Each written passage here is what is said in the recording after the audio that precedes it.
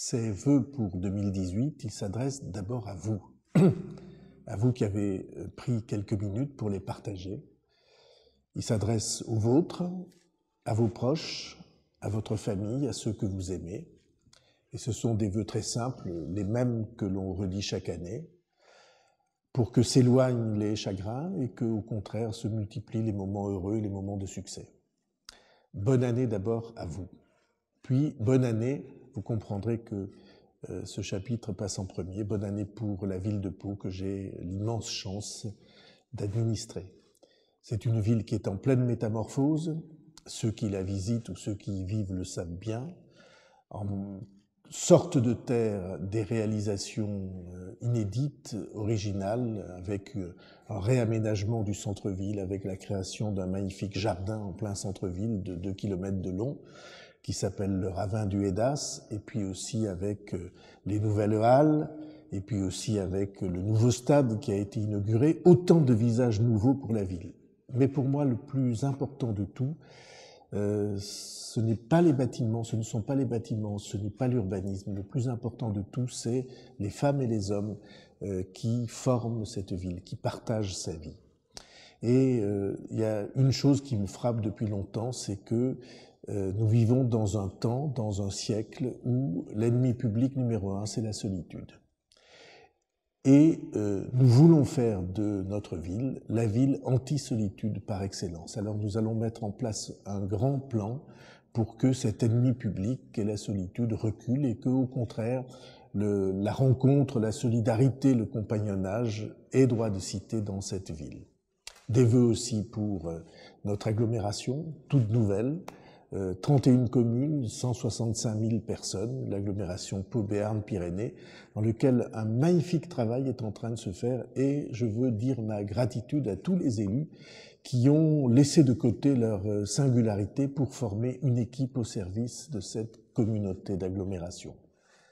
Et le même mouvement va se poursuivre en 2018, puisqu'en 2018, le Béarn tout entier va se réunir pour porter son avenir et son image, toutes les communautés de communes et d'agglomérations, pour former un pôle métropolitain, c'est le nom juridique, et qui sera le pays de Béarn, qui va trouver ainsi la force et la puissance de construire son avenir.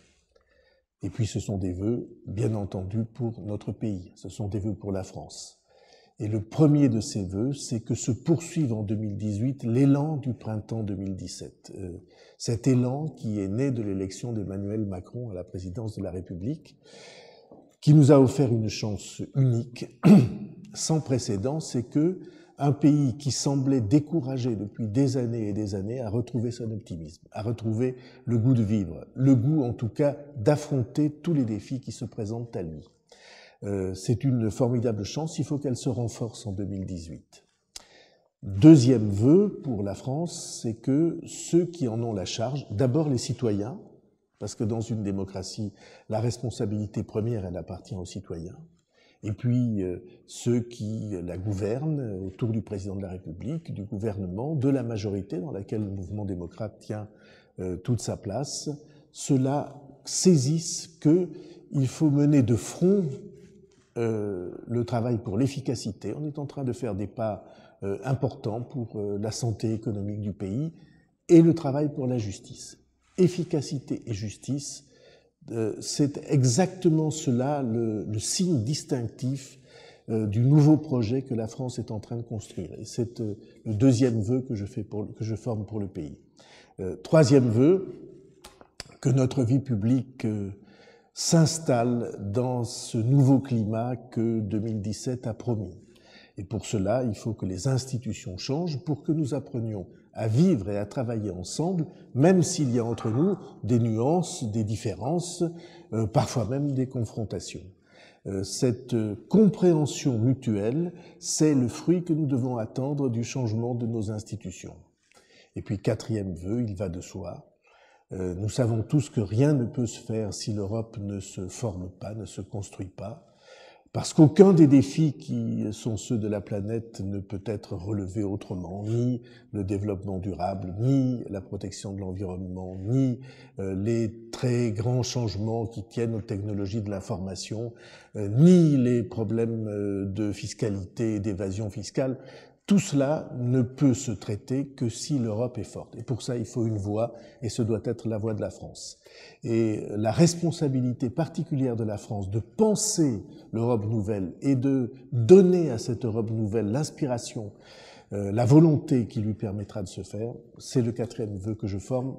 À ce vœu est rattaché le fait que si l'Europe existe, eh bien, ça signifiera qu'il y aura un nouvel équilibre dans le monde, un monde qui est aujourd'hui tellement déstabilisé, tellement dangereux, où on a l'impression que chaque pas est risqué en raison des incertitudes ou des foucades de grands dirigeants de la planète. En tout cas, l'Europe est un élément de stabilité et il faut la construire. Tout cela, au fond, se résume en un vœu que la promesse que porte en elle la France, promesse à l'égard de ses citoyens et promesse à l'égard du monde, cette promesse devienne ou redevienne ce qu'elle n'aurait jamais dû cesser d'être, une raison de vivre pour chacun d'entre nous. Très bonne année 2018.